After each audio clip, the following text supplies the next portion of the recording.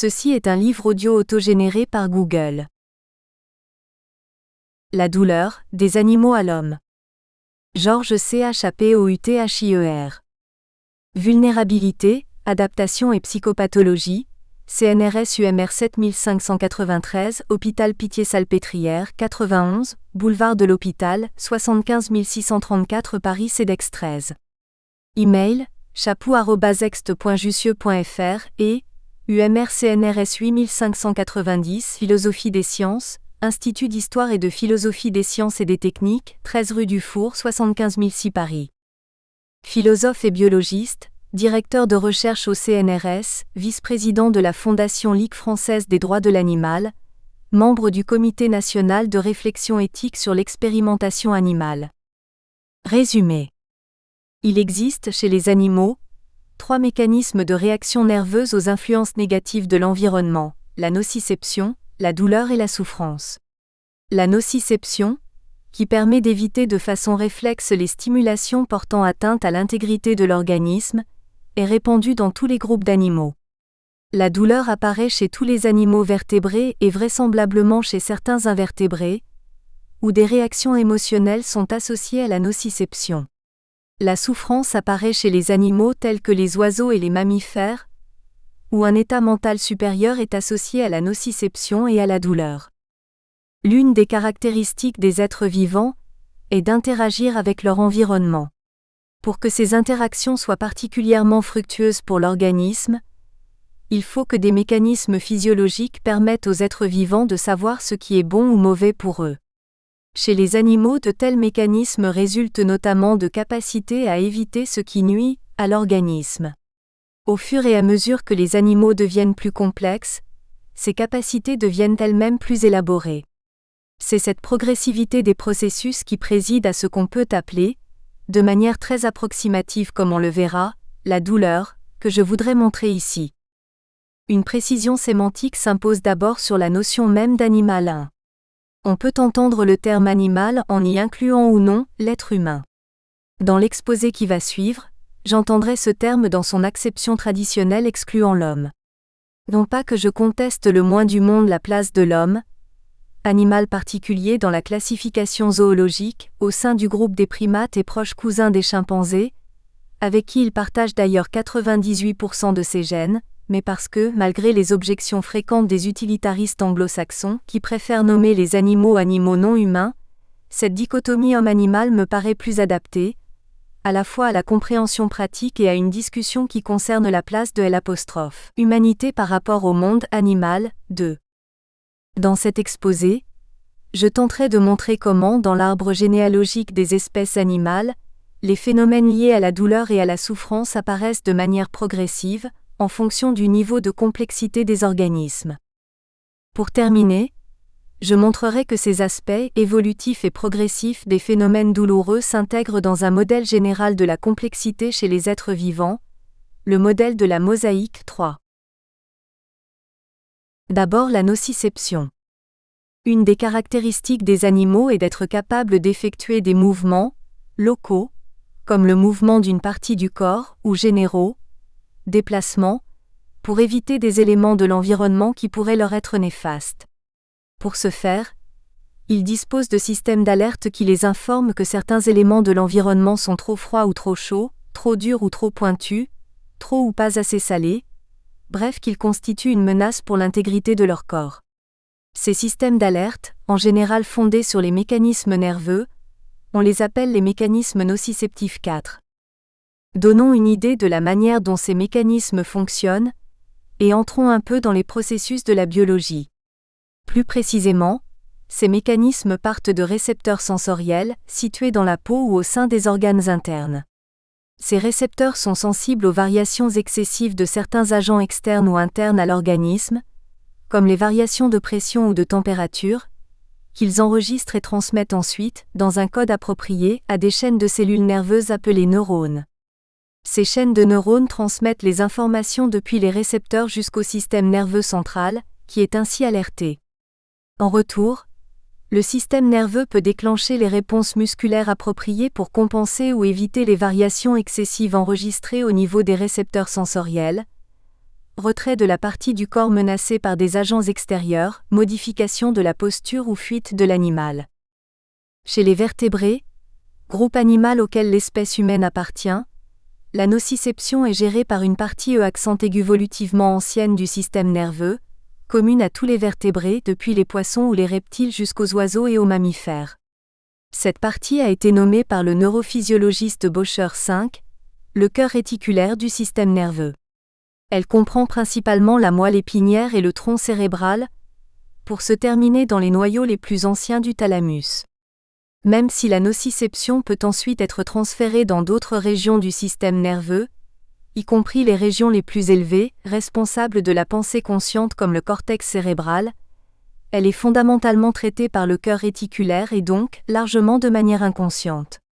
En dehors du groupe des vertébrés, ce système d'alerte qu'est la nociception existe évidemment dans tous les autres groupes d'animaux, vers, mollusques, insectes, où la nociception est traitée par d'autres mécanismes nerveux pas toujours aussi bien connus des scientifiques que ceux des vertébrés 6. Mentionnons enfin le cas des êtres dépourvus de système nerveux, comme les êtres unicellulaires par exemple, même si les classifications modernes ne leur donnent plus vraiment le statut d'animaux 7. Ces êtres, comme les paramécies ou les amibes, sont également capables, comme les animaux dont on vient de parler, de présenter des réactions de retrait ou de fuite face à des stimuli nociceptifs, tels des accroissements de la salinité du milieu aquatique où ils nagent ou encore des agents toxiques. Les mécanismes impliqués dans ces réponses restent très mal connus des scientifiques, même si, chez certains de ces êtres unicellulaires, des éléments comparables à une architecture nerveuse intracellulaire ont pu être mis en évidence. D'une façon très générale, il faut reconnaître que les mécanismes de la nociception chez les invertébrés, aussi bien que chez les êtres unicellulaires, demeurent scientifiquement très mal connus, comme en témoigne d'ailleurs l'extrême rareté des publications scientifiques sur ce sujet 8. Seuls les vertébrés, sans doute à cause de leur proximité avec l'espèce humaine, semblent avoir fait l'objet de recherches poussées. Et par suite, c'est seulement chez les vertébrés que les mécanismes qui président à la nociception sont vraiment bien connus. De la nociception à la douleur. Pour le philosophe Descartes et pour ses successeurs, comme Malebranche, les animaux étaient de simples machines, comparables aux automates et aux horloges, et incapables de ressentir la douleur.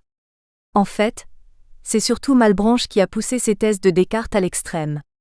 C'est lui, Malebranche, qui battait des chiens et affirmait que leurs cris ne différaient pas des sons d'une horloge qui sonne l'heure. On peut, en jouant sur les mots, dire que les thèses modernes qui refusent aux animaux les aptitudes à la douleur sont donc assez mal branchées. La science a en effet amplement montré que la douleur existe dans beaucoup de groupes animaux, où elle vient compléter les mécanismes nociceptifs dont on vient de parler. Comment définir la notion de douleur ? La meilleure manière est de se référer à la définition qui a été donnée par les scientifiques eux-mêmes. Le comité de taxonomie de l'IASP, International Association for the Study of Pain, qui fait autorité en la matière, définit la douleur comme une expérience sensorielle et émotionnelle désagréable, associée à un dommage tissulaire réel ou potentiel, ou décrite en termes d'un tel dommage. 9. Une telle définition, qui se veut aussi générale que possible, concerne en fait 3 catégories de douleurs 9.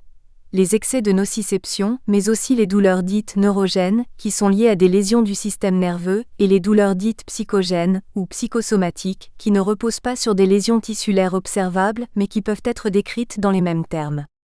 De telles douleurs sont fréquemment observées chez les patients humains, et expliquent la dernière partie de la définition donnée par l'IASP. La douleur serait en outre liée, et c'est là un point essentiel, à des manifestations émotionnelles, c'est-à-dire au vécu d'une émotion désagréable. Ici encore, comme on avait cherché à connaître les régions du système nerveux impliquées dans le contrôle de la nociception, on a cherché à connaître les régions du système nerveux impliquées dans la perception de la douleur et des émotions qui lui sont liées. Chez les vertébrés, cette perception est effectuée par une importante partie du cerveau qui justement traite les émotions et qu'on appelle le système limbique. Le système limbique ne se borne pas à traiter les émotions liées à la douleur.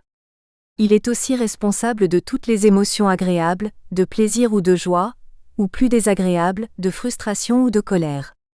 Cette capacité à traiter tous les types d'émotions explique d'ailleurs que des douleurs extrêmes peuvent paradoxalement aboutir dans certains cas à des sensations agréables. On parle alors de douleurs exquises, mais il n'est pas du tout conseillé de les rechercher, car avant d'y parvenir, il faut passer par des douleurs désagréables, absolument abominables.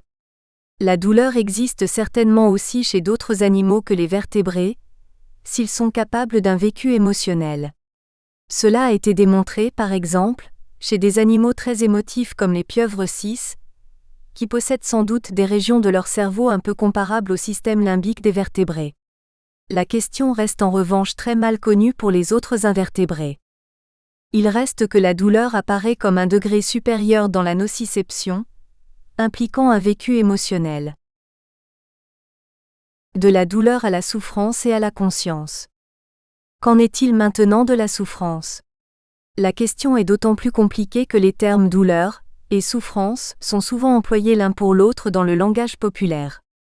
Le Petit Larousse 1968 définit même douleur et souffrance de manière circulaire, l'une par l'autre. La douleur y est une souffrance physique ou morale et la souffrance une douleur physique ou morale. En outre, la confusion est encore accrue par le fait que la langue française, qui ne possède pas de verbe pour signifier « éprouver de la douleur », utilise le même verbe « souffrir » pour exprimer le vécu de la douleur comme celui de la souffrance. La souffrance suppose en fait une forme de cognition, c'est-à-dire de conscience des phénomènes nociceptifs ou douloureux. Bien entendu, il est très difficile de dire dans quelles conditions et de quelle manière un animal est conscient. Il est clair que, contrairement aux affirmations de Descartes et de Malebranche, les mammifères et les oiseaux par exemple, ont une forme de conscience de l'environnement où ils vivent, des endroits ou des personnes qui leur sont favorables ou défavorables. Cette forme de conscience a été appelée par les philosophes la conscience d'accès 10 et on peut dire que tous les vertébrés, et sans doute aussi certains invertébrés comme les pieuvres, ont une conscience d'accès. La question devient plus délicate pour la conscience d'être conscient, une conscience de soi-même capable d'être réflexive, que les philosophes ont appelée la conscience phénoménale 10. Il est clair que l'être humain adulte et en bonne santé mentale dispose d'une telle conscience phénoménale. Mais qu'en est-il des animaux les plus intelligents ? Comme les animaux ne peuvent exprimer dans le détail le vécu de leur conscience, il est évidemment bien difficile de savoir ce qu'ils pensent. Les scientifiques ont cependant proposé un test qui permettrait de démontrer une forme de conscience phénoménale chez les animaux. L'expérience, appelée test du miroir, a d'abord été tentée chez les chimpanzés. Le principe en est le suivant. On peint une tache blanche sur la partie gauche du crâne d'un chimpanzé endormi. Lorsque celui-ci se réveille et se regarde dans un miroir, il cherche à effacer la tache. Ce comportement suggère qu'il se reconnaît lui-même dans le miroir, et ne pense pas qu'il s'agit d'un autre chimpanzé. Même si ce test du miroir a lui-même été critiqué par certains scientifiques et ne peut constituer à lui seul une preuve absolue, se reconnaître soi-même dans un miroir pourrait être une ébauche minimale de la conscience phénoménale. Des résultats comparables ont été obtenus avec d'autres animaux comme les éléphants, ainsi que les dauphins, et des études visent à les étendre à d'autres mammifères ou des oiseaux particulièrement intelligents. Si la douleur est liée chez les vertébrés au système limbique, la conscience et la souffrance sont toujours chez les vertébrés liées à l'activité du cortex cérébral. Ici encore on est très mal renseigné sur la situation chez les invertébrés, même chez des animaux comme les pieuvres dont les performances intellectuelles sont très supérieures à celles de certains vertébrés 11. Chez les vertébrés, il existe plusieurs types de cortex. Des cortex primitifs et des cortex évolués, appelés néocortex. Certains cortex primitifs font d'ailleurs partie du système limbique et pourraient permettre des liens entre douleur et souffrance. Ces cortex primitifs constituent la totalité du cortex chez la plupart des vertébrés à sang froid comme les poissons, alors que le néocortex devient le plus abondant chez les mammifères et particulièrement chez l'homme. Même si, même chez l'homme, les cortex archaïques jouent encore un rôle important dans la cognition, notamment dans les phénomènes de mémoire 12. Chez l'homme, il est donc clair que la conscience et la souffrance sont pour une part écrasante, sous le contrôle du néocortex. Signalons au passage que certains biologistes dévoyés avaient estimé que comme les poissons ne possèdent pas de néocortex, ils ne sont pas capables de souffrance. Les sociétés de pêche s'étaient précipitées sur cette idée erronée pour affirmer que, puisque les poissons ne souffraient pas, la pêche d'agrément ne posait plus aucun problème moral. 13. Or, s'il est clair que le fonctionnement des cortex archaïques des poissons ne peut être exactement le même que celui du néocortex des mammifères, la seule conclusion que l'on puisse scientifiquement en tirer, c'est que la conscience de la souffrance n'est pas exactement la même chez les poissons et chez les mammifères. En aucun cas que la souffrance disparaît, chez les poissons. On peut même raisonnablement supposer que le vécu de la souffrance chez des animaux qui ne possèdent qu'un cortex primitif, comme les poissons, s'appuie sans doute beaucoup plus sur ce cortex primitif que chez des animaux comme les mammifères, où une large part des fonctions de ce cortex primitif ont été reprises par le néocortex, et où par suite, mis sous la coupe du néocortex, le cortex primitif aurait acquis dans la conscience une importance moindre. 13. Mosaïque des comportements chez les animaux. Si donc ce sont les cortex, et pour les mammifères particulièrement le néocortex, qui sont les régions du cerveau responsables du vécu de la souffrance, on est conduit à montrer que la souffrance apparaît par paliers, en fonction de l'évolution même des cortex cérébraux et qu'elle vient s'ajouter comme une impression cognitive aux deux phénomènes que nous avions précédemment analysés, la nociception et la douleur. Ou encore, si l'on suit notre argumentation, on peut admettre que la nociception ne devient douleur que par l'intervention de mécanismes émotionnels et la douleur ne devient souffrance que par l'intervention de mécanismes de conscience. Comme pour d'autres fonctions de cerveau comme la conscience, la mémoire 12 ou le langage 14, les mécanismes nociceptifs et leurs extensions apparaissent comme une mosaïque, 3, de capacités acquises par nos ancêtres animaux, au fur et à mesure de l'évolution des espèces. Dans une mosaïque, au sens artistique du terme, de petits éléments colorés, les tesselles, se combinent pour constituer une image qui pourtant leur permet de conserver leur caractère propre de forme, de couleur ou de brillance. D'une manière analogue, chez les êtres vivants aux capacités intellectuelles les plus complexes, comme les chimpanzés, les dauphins ou les hommes, les trois facettes évolutives que sont la nociception, la douleur et la souffrance apparaissent comme les tesselles d'une même mosaïque, qui laisse à chacune des trois modalités son fonctionnement propre. De même aussi, les régions cérébrales qui les contrôlent, cœur réticulaire, système limbique, cortex cérébral, apparaissent comme les tesselles d'un système nerveux construit comme une mosaïque, où le tout laisse une large autonomie à ses parties. Le privilège humain donné à la souffrance. L'homme tente à privilégier les fonctions intellectuelles qui lui paraissent les plus élevées, les plus conformes à son mode d'être en tant qu'homme. Ce sont en général les fonctions du cortex cérébral, comme le langage ou la pensée abstraite. Les processus de nociception et de douleur n'échappent pas à cette habitude. Ainsi la douleur, si elle n'est pas consciente, si elle ne devient pas, d'une certaine manière, souffrance, est considérée par l'homme comme négligeable. On sait que lors de certaines opérations chirurgicales, dentaires notamment, la réaction nociceptive peut être tellement intense chez certains patients, malgré l'anesthésie générale, qu'on est obligé de leur attacher les mains pour qu'ils n'envoient pas involontairement leur poing dans la figure du chirurgien. Certes, chez l'homme, la mise hors circuit du néocortex par l'anesthésie générale rend inconscient les processus de nociception, voire de douleur.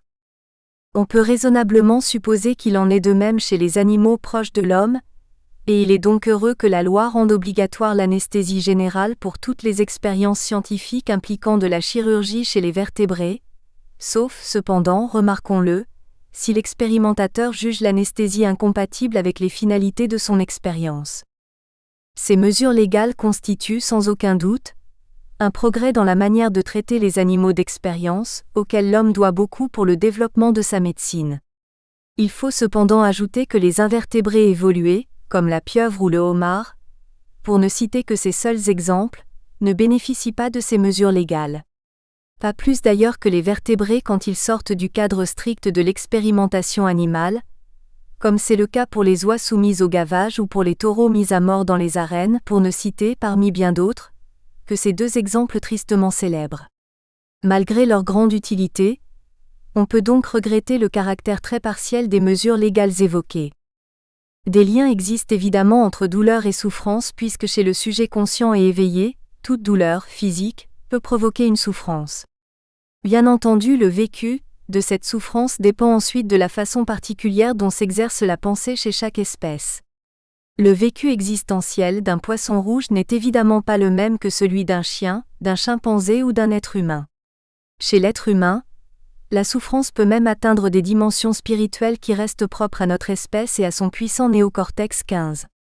Chez l'homme, comme le formule M. de Boucault XVI, la souffrance vient conférer une autre dimension à tout ce qui est vécu douloureusement, elle est lutte en soi-même, tentative d'activité. C'est une dynamique de la tension et de l'adaptation. On touche ici à la dimension philosophique ou religieuse de la souffrance, spécifique semble-t-il à notre espèce, et que nous ne ferons qu'évoquer ici. Mais si ces aspects philosophiques donnent une sorte de spécificité, liée au langage et à la pensée abstraite, au vécu de la souffrance dans l'espèce humaine, il n'en demeure pas moins que toutes les bases de la souffrance, depuis ses racines nociceptives jusqu'à sa perception consciente, en passant par son vécu émotionnel, sont comme on l'a vu, communes à l'humanité et à l'animalité. C'est une bonne raison pour donner davantage de respect à la nociception et à la douleur chez des animaux qui ne disposent pas des mêmes processus de souffrance que les animaux évolués et les hommes, et dont on est incapable de percevoir la manière dont ils ressentent subjectivement ces phénomènes. 17. C'est aussi une raison supplémentaire pour davantage respecter les animaux qui nous entourent, et pour les traiter moralement pour ce qu'ils sont, c'est-à-dire des êtres sensibles dotés selon leur complexité évolutive, de capacités de nociception, souvent de douleur et même parfois de souffrance. L'auteur souhaite remercier pour leurs conseils Thierry Offray Van der Kemp, Bernard Calvino, Raymond Chichery et Jean-Claude Nouet.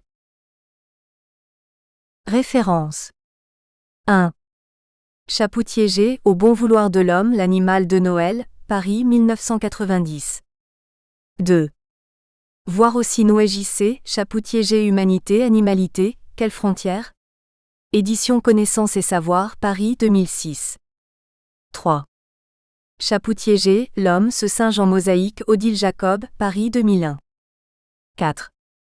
Voir Besson J. Monsieur, base physiologique de la nociception, dans Bourreau F. sous la direction de Pratique du traitement de la douleur, Douin, Paris 1988, pp 19 à 38. 5. Baucher D. Introduction à l'anatomie et à la physiologie du système nerveux, Metsi, Paris 1980. 6. Voir Chapoutier G. Nouet J.C. Si. Tech. Anime. Lab 2002-27, numéro spécial Éthique et invertébrés, contribution de J. Génermont, R. Chichery, G. Pétavy, G. Chapoutier, S. Antoine, J. C. Nouet. 7. Génermont J. Sur la notion de règne en général et sur celle de règne animal en particulier. Bulletin de la Société zoologique de France, 1997, numéro 122, pp 331 à 340. 8. J'ai effectué plusieurs recherches sur des banques de données informatiques, et j'ai interrogé des spécialistes français des invertébrés sans grand succès. 9. Pain 1979, volume 6, pp 247 à 252. 10. Proust J. Les animaux pensent-ils? Maillard, Paris 2003. 11. Mater J.A. Cognition in Cephalopods, Advances in the Study of Behavior, 1995, numéro 24, pp 317 à 353. 12. Chapoutier G. La biologie de la mémoire, Odile Jacob, Paris 2006. 13. Chapoutier G. Animal et machine, les poissons ressentent-ils la douleur? La lettre de l'Institut Frédéric Herboul, 2001, numéro 1, page 3. 14. Robert S. et Chapoutier G. La mosaïque du langage, marge linguistique, revue sur le net, 2006, numéro 11, pp 153 à 159. 15. Voir aussi Clavry B., Le Bardet, Zavialov N., Danzer R. sous la direction de Douleur, Société, Personne et Expression, édition Échelle, Paris 1992. 16. Boucault Monsieur de la douleur et la souffrance. Approche clinique et existentielle, dans Clavry B., Le Bardet, Zavialov N., Danzer R. sous la direction de Douleur, Société, Personne et Expression, édition Échelle, Paris 1992, pp 75 à 92, citation page 82. 17. Voir aussi Misselin R., Le comportement de douleur, édition Publibook, Paris 2007. Débat. Henri Morin-Blanchet. INSERM, LFDA. Pouvez-vous préciser la notion de différence entre analgésie et anesthésie? Parce qu'on parle souvent de persistance de la douleur lors d'une anesthésie? Georges Chapoutier. Dans l'anesthésie générale, on considère qu'il y a 3 composantes. La composante de sédation, la composante de suppression de la douleur, la composante de suppression de la conscience. Si les 2 dernières composantes correspondent nettement à la suppression non seulement du ressenti émotionnel à éprouver de la douleur, mais aussi de la conscience à éprouver mentalement la souffrance, la composante de sédation, que l'on peut probablement rapprocher de l'analgésie, pourrait ne pas correspondre strictement à l'effacement de la nociception. Il conviendrait là de demander l'avis d'un spécialiste. Il semble en effet que lors d'opérations chirurgicales, des patients anesthésiés manifestent des mouvements réflexes évocateurs d'une réponse à la nociception. C'est probablement pour cette raison que les membres des patients sont immobilisés par des sangles. Jean-Claude Nouet. LFDA. Le sommeil anesthésique comporte effectivement la sédation ou analgésie, l'absence de ressenti douloureux, la perte de conscience, mais aussi l'amnésie, c'est-à-dire l'absence de mémoire de l'intervention chirurgicale. Est-ce qu'on a observé, recherché, si les lieux d'action des différentes drogues utilisées dans l'anesthésie correspondent aux différents étages de perception que vous avez exposés, c'est-à-dire nociception et réflexe moteur inconscient, douleur et ressenti émotionnel, souffrance et conscience? Autrement dit, est-ce qu'il y a une correspondance entre les divers étages de perception et l'anatomie du système nerveux, qui serait révélée par le lieu d'action des différentes drogues? Georges Chapoutier. Pour ce qui concerne le vécu émotionnel de la douleur et la conscience de la souffrance, les cibles sont claires. Les anesthésiques ont des effets très nets sur le système limbique. Nous espérons que vous avez apprécié cet aperçu. Pour continuer à écouter ce livre audio sur Google Play Livres, utilisez le lien dans la description de la vidéo.